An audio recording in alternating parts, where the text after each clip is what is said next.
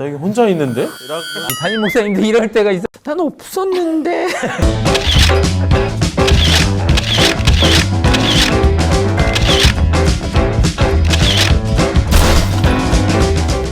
안녕하세요. 어쩌나. 네.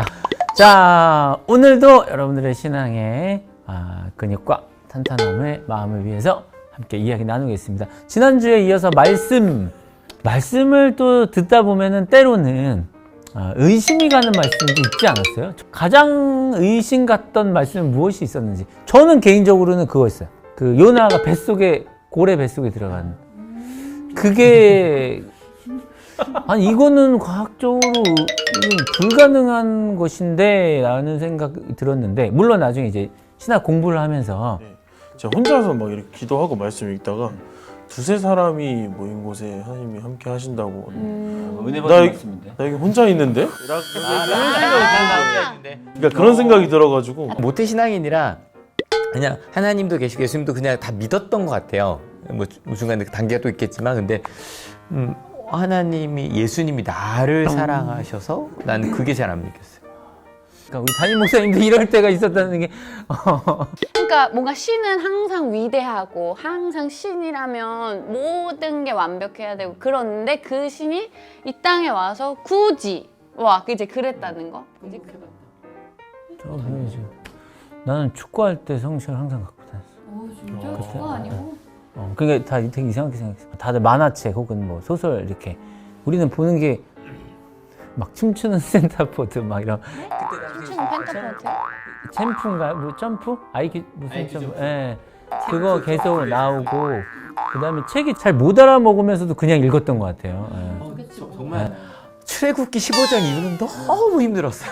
거기에서 시험 널 때. 출애굽기 15장부터 레위기까지는 좀 제발 좀 빨리 지나가기를 하면서 가면 꼭 이런 게 은혜 받았다 그러면 난 없었는데 이러면서 은혜 받는 건가 막 이러면서 이제 그러니까 궁금한 건 우리 설교하면서 은혜 받았다거나 힘들었다거나.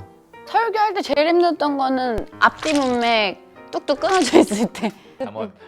잠언. 사실은 앞뒤 어느 정도의 배경이 있어야지만 이 부분을 전하기 때문에 그 부분이 가장 어려운 부분이고, 그러니까 뭐 아예 그냥 신앙생활 할 때는 그 부분은 그냥 그러려니 하고 지나갔던 것 같고. 저는 제일 힘들었던 때 있었어요.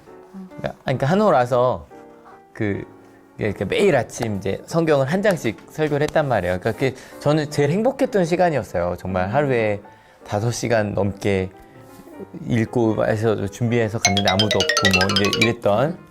근데 그러다가 창세기, 출애굽기, 레위기를 가는데 와, 레위기는 구석서도 얇고요. 진짜 뭐 레위기로 설교해 놓은 것도 없는 거예요. 그래서 나는 이제 하루에 한 장씩 하기로 했잖아.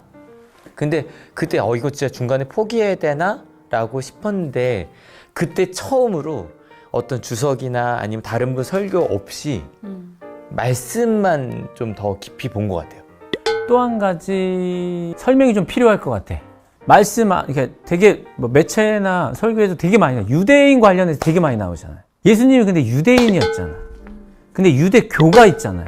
그리고 유대인들을 굉장히 긍정적이고 장점들을 사회에서 많이 얘기하잖아.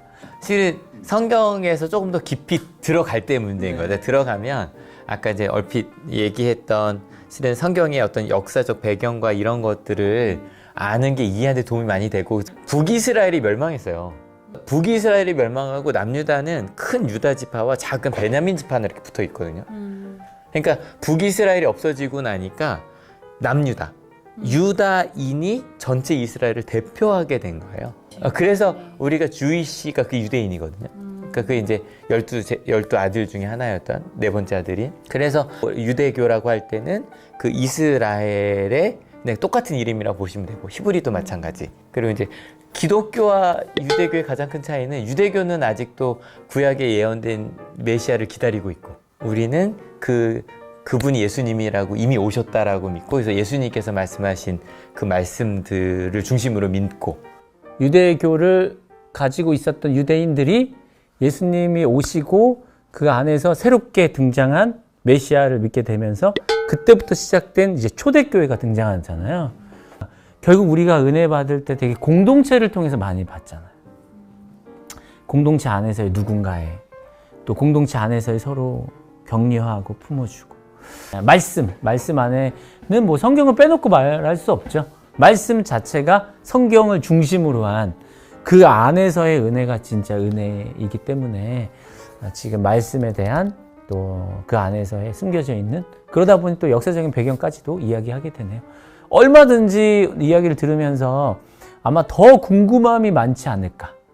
오늘 이야기를 들으시면서 많이 말씀에 대한 궁금함 또 이거는 뭐죠? 이런 건 잘 이해가 안 됩니다라고 하는 부분이 있다면 많이 남겨주시면 그러면 또 그러한 부분을 가지고 또 이야기 나누겠습니다. 저 마지막으로 저거 했으면 좋겠어요. 그러니까 성경 이렇게 읽으면 은혜 된다. 한번 읽어보고 싶다라고 말하는 데 있거든요. 그때 저는 좀 쉬운 성경, 쉬운 것부터. 요즘 많이 있는 게 이제 유진 피터슨의 메시지? 메시 성경 같은 경우도 이제 저희가 이제 의역이고 사역이죠. 그러니까 저희 손으로 묵상도 밑에는 다 메시 성경이거든요. 그게 뭐 해석한 게 아니라 읽어보셔도 나쁘지 않다. 근데 저는 그래도 세 번역이 중심이 되고 세 번역을 읽고 이걸 어떻게 해석할 수 있지를 저는 그 목사님이 지난 시간에 도마의 의심 이야기했잖아요. 말씀을 보면서도 왜라는 질문을 던지는 게 중요한 것 같아요. 그래서 뭐 의문 가는 부분이 있잖아요. 말씀 보다가 뭐 창세기에 선악과는 그럼 하나님 왜 만드셨지? 따먹을 거 알고 계셨으면서 이런 질문부터 시작해서 성경을 하나하나 그 궁금증을 이제 파고 들어가다 보면 더 깊은 은혜들이 있었던 것 같아요. 그 질문은 나만 하고 있는 건 아니었다. 진짜요. 저 같은 경우에는 그 성경을 읽을 때 같이 하는 사람들이 있으면 참 좋은 것 같아요. 내가 이렇게 생각하는데 저 사람도 다르게 생각하고 있고 거기서 오는 은혜들이 되게 큰 것 같더라고요. 네, 이렇게 우리들 함께 계속 신앙의 여정 함께 달려가겠습니다. 여러분들 함께 해주십시오. 자, 우리 한올교회 어쩌다 한올은 계속되겠습니다. 어쩌다 한올.